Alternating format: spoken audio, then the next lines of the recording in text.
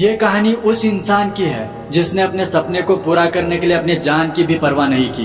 The movie नगरी प्रस्तुत the walk. कहानी की शुरुआत में एक 8 साल के बच्चे को दिखाया जाता है जो पहली बार सर्कस देखने गया था और वहाँ के तार पर चलने वाले आदमी को देखकर वो इतना ज्यादा प्रभावित हुआ कि अब वो खुद इस तार पर चलने की कला को सीखना चाहता है। इस बच्चे का नाम है फिलिप। फिलिप अपने घर के आंगन में 2 पेड़ों के बीच 5 रस्सियां एक साथ बांध देता है और हर रोज उस पर प्रैक्टिस करने लगता है। इस बीच वो धीरे धीरे उनमें से एक एक रस्सी कम कर देता है और आखिर वो एक रस्सी पर आसानी से चलना सीख जाता है। फिलिप के पिता को फिलिप की यह हरकत बिल्कुल पसंद नहीं है।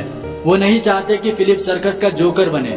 फिलिप अब रस्सी पर चलना सीख चुका था, लेकिन वो ऊंची रस्सी पर चलना चाहता था। इसलिए वो एक रात चुपके से सर्कस के अंदर आता है और वहाँ की रस्सी पर चलने के लिए ऊपर चढ़ता है। लेकिन उसके शुरुआत करने से पहले ही वहाँ पर एक आदमी आकर उस पर जोर जोर से चिल्लाने लगता है। ये आदमी वही है जिसको फिलिप ने पहली बार रस्सी पर चलते हुए देखा था, जिसे सब लोग पापा रूडी कहते हैं। पापा रूडी फिलिप को नीचे उतरने के लिए कहते हैं। फिलिप नीचे उतरकर भागने लगता है। पापा रूडी भी उसके पीछे भागते हैं। तभी फिलिप एक बॉक्स से टकराता है और उस बॉक्स का सारा सामान गिर जाता है। फिलिप वो सामान उठाकर उसे जगलिंग करना शुरू करता है। जब पापा रूडी उसके जगलिंग की कला को देखते हैं तो वो बहुत प्रभावित हो जाते हैं। अब पापा रूडी फिलिप को अपने साथ सर्कस में रखना चाहते हैं, लेकिन फिलिप को सर्कस में कोई इंटरेस्ट नहीं है। वो सिर्फ तार पर चलने की कला को सीखना चाहता है। वो सर्कस में जोकर नहीं बल्कि तार पर चलने वाला एक आर्टिस्ट बनना चाहता है, इसलिए वो वहाँ से चला जाता है। इस कला के प्रति पागलपन की वजह से उसके पिता भी उसे घर से निकाल देते हैं। अब फिलिप के पास रहने के लिए कोई जगह नहीं है। वो सड़कों पर अपनी करतब दिखाकर गुजारा करने लगता है, लेकिन रस्सी पर चलने की करतब गैर कानूनी है, जिसकी वजह से पुलिस उसे बार बार पकड़ने आती थी और उसे अपनी करतब बीच में रोककर भागना पड़ता था।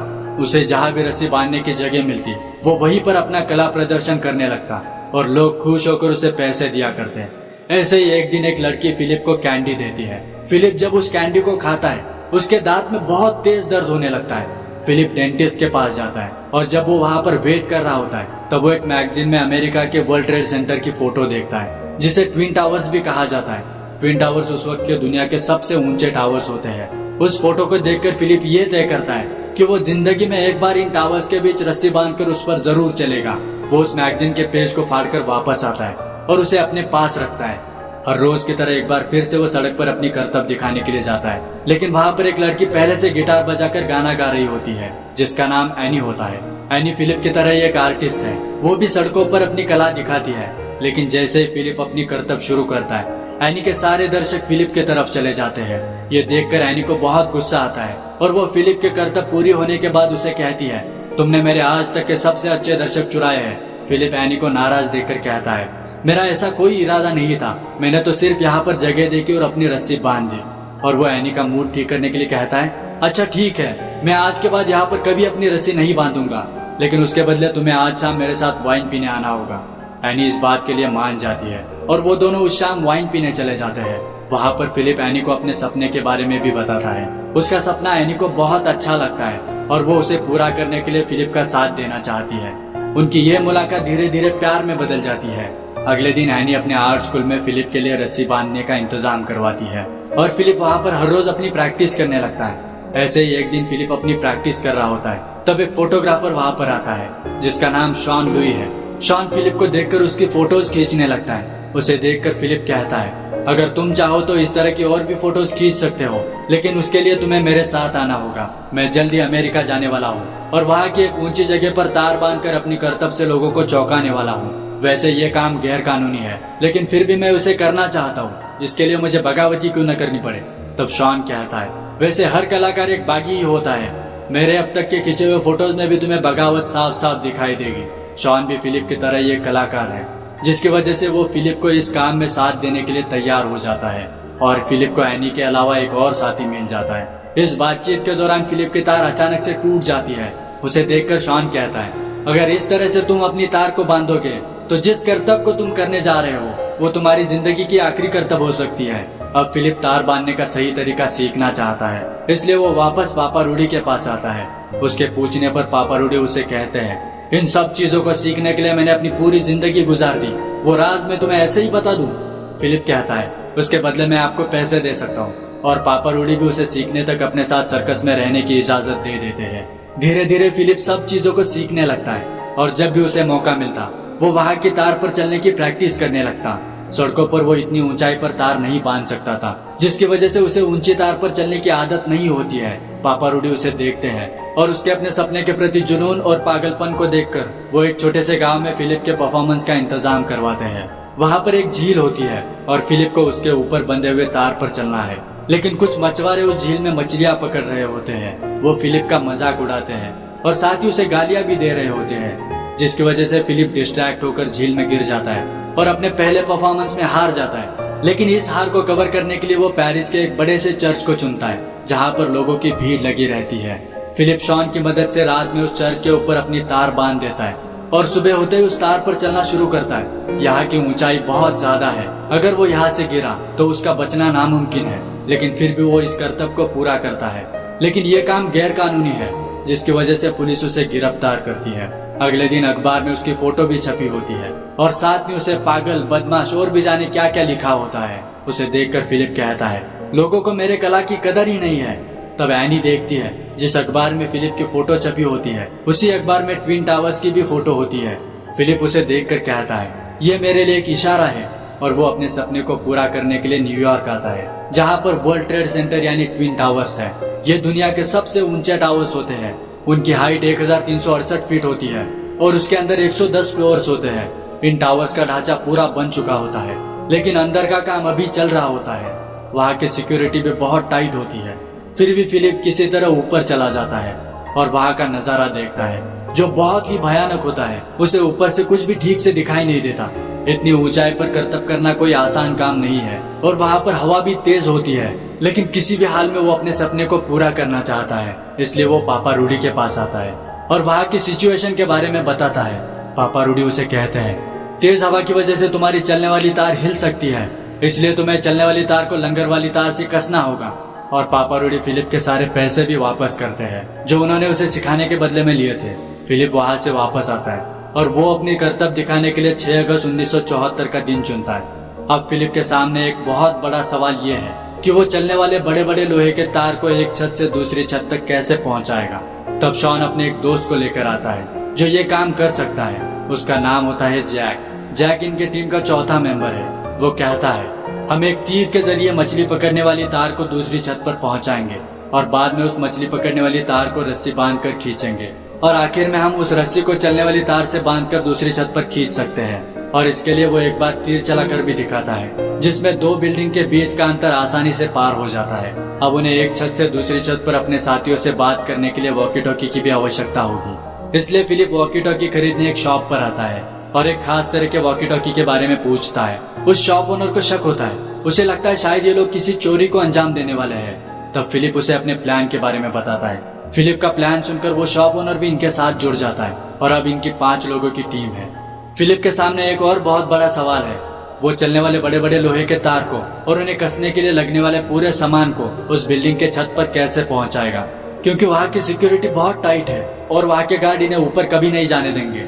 इसलिए फिलिप कुछ दिनों तक अलग अलग भेष बदलकर हर रोज बिल्डिंग के अंदर जाने लगता है और वहाँ के सिक्योरिटी गार्ड्स के बारे में जानकारी इकट्ठा करने लगता है, जैसे कि वो कब आते हैं, कब जाते हैं और किस वक्त कौन सी जगह पर गार्ड नहीं होता है। इस तरह की सब जानकारी वो निकालने लगता है। इसी तरह एक दिन वो अपनी इन्वेस्टिगेशन कर रहा होता है, तब उसे एक आदमी मिलता है जिसका नाम बैरी है। बैरी फिलिप को पहले से जानता है क्योंकि उसने फिलिप को पेरिस में चर्च के ऊपर करतब करते हुए देखा था।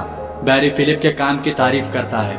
दरअसल ट्विन टावर्स में से नॉर्थ टावर का यानी 2 बिल्डिंग में से एक बिल्डिंग का काम लगभग पूरा हो चुका था और अब वहाँ पर बहुत से ऑफिसेस हैं और उन्हीं में से एक ऑफिस बैरी का भी होता है। ये जानने के बाद फिलिप बैरी को अपने प्लान के बारे में बताता है और उसे मदद के लिए पूछता है। बैरी को पता है ये काम गैर कानूनी है, लेकिन फिर भी वो मदद करने के लिए राजी हो जाता है। बैरी ने पहले भी फिलिप को ये काम करते हुए देखा है और फिलिप की हिम्मत को देखकर वो भी उनकी टीम में शामिल हो जाता है। धीरे धीरे फिलिप के सारे अरेंजमेंट हो जाते हैं। उसे रात रात भर नींद नहीं आ रही होती है। वो सिर्फ और सिर्फ अपने सपने के बारे में सोच रहा होता है। आखिर 6 अगस्त का दिन आ जाता है। आज रात उन्हें सब सामान लेकर ऊपर जाना है और कल यानी 7 अगस्त के सुबह 6 बजे फिलिप अपनी कर्तव्य को शुरुआत करेगा। कुछ सामान के साथ इनकी आधी टीम को बैरी अपने ऑफिस में छुपा देता है ताकि वो रात के अंधेरे में बिना किसी रुकावट के छत पर चले जाए और आधी टीम दूसरे बिल्डिंग में वर्कर्स के भेष में पहुंच जाती है। फिलिप वहाँ पर सामान डिलीवरी का बहाना बनाकर ऊपर चला जाता है, लेकिन ऊपर भी बहुत सारे गार्ड मौजूद है। बहुत सी रुकावटों के बाद फिलिप उस बिल्डिंग के 110 फ्लोर पार करके छत पर पहुंच जाता है, लेकिन तब तक प्लान के मुताबिक 3 घंटे की देर हो जाती है। उनके पास बहुत कम वक्त बचा हुआ है। इस काम को उन्हें सुबह 7 बजे से पहले पूरा करना होगा, वरना तब तक वर्कर्स आ जाएंगे और वो इनका काम रोक सकते हैं।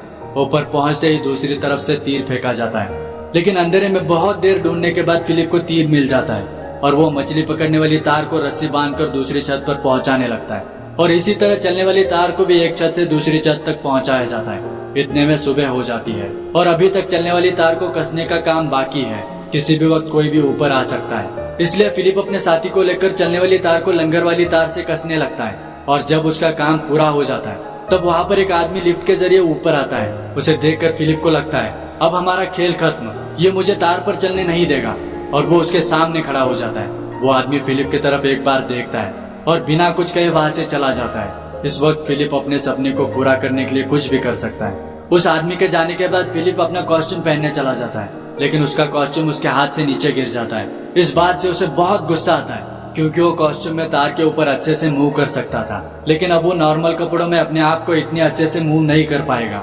यहाँ पर एक गलती की सजा मौत हो सकती है, लेकिन फिलिप को उसकी कोई परवाह नहीं है। अपने सपने को पूरा करने के लिए उसे मौत भी मंजूर है और आखिर वो नॉर्मल कपड़ों में तार पर चलना शुरू कर देता है। नीचे उसके साथी होते हैं, वो फिलिप को देखकर लोगों को बताते हैं देखो ऊपर कोई तार पर चल रहा है। वहाँ पर बहुत भीड़ इकट्ठा होती है और आखिर फिलिप दूसरी तरफ पहुँच जाता है। उसने अपने सपने को पूरा किया जिसके बारे में कोई साधारण इंसान सोच भी नहीं सकता था। फिलिप जब पीछे मुड़कर देखता है तब उसे लगता है सामने वाली बिल्डिंग उसे वापस बुला रही है और वो वापस तार पर चलना शुरू कर देता है। बीच में आकर वो तार पर बैठ जाता है और नीचे भी देखता है। दरअसल तार के करतब दिखाने वालों को कभी नीचे नहीं देखना चाहिए, लेकिन फिलिप वहाँ पर वो सब काम करता है जिसकी कोई कल्पना भी नहीं कर सकता। और जब वो दूसरी तरफ पहुँचने वाला होता है तभी वहाँ पर पुलिस आ जाती है। फिलिप वापस मुड़ता है और दूसरी तरफ जाने लगता है। उस तरफ भी पुलिस होती है, लेकिन फिलिप को कोई परवाह नहीं है। वो अपने सपने को पूरा करके बहुत खुश है।